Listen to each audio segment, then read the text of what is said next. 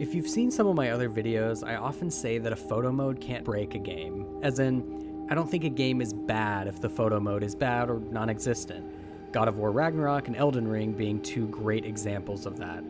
However, Atomic Heart might be the first time that a photo mode was the difference between me continuing to play or give it up.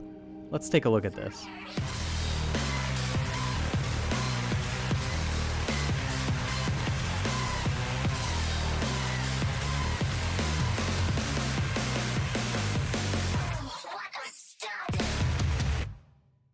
So cards on the table, I gave up playing this game.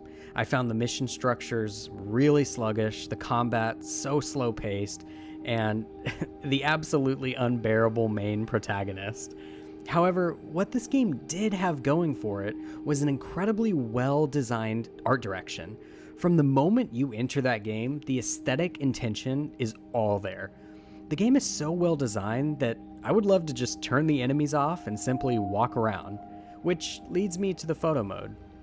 This honestly breaks my heart. The photo mode is literally so close to being great, except for one disastrous thing: the sliders.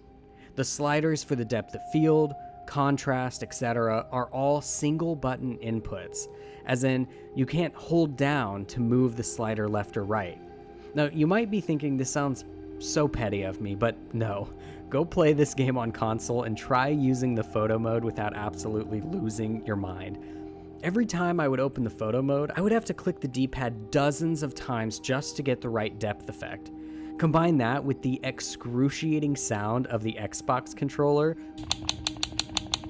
and you get sick of that real fast. This is a shame too, because Atomic Heart is so worth capturing. I found this train in particular to be so beautiful.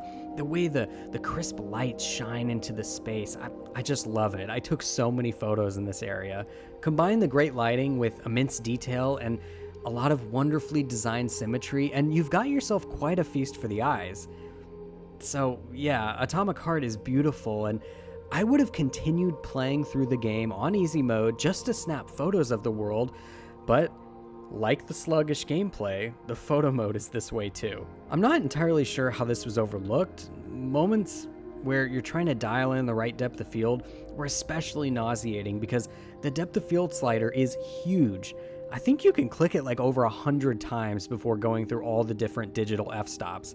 And I'll sometimes pause anywhere between 10 to 30 times during a game session to take photos.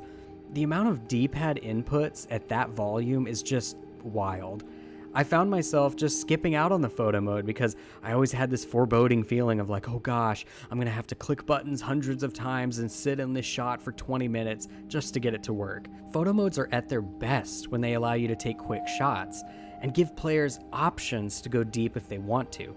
Spider-Man is another great example of this. You can open the photo mode, get the depth of field quickly, or you can go into the lighting panel and spend 20 plus minutes trying to get that perfect epic shot. If Atomic Heart ever updates this photo mode with a less time-consuming control scheme, I'll happily jump back in because again, the world, the design, it's beautiful. Anyway, I hope everyone's having a good week and getting ready for Spider-Man this Friday. I know I am, and I am certain I'll be taking plenty of photos throughout my time. See you later.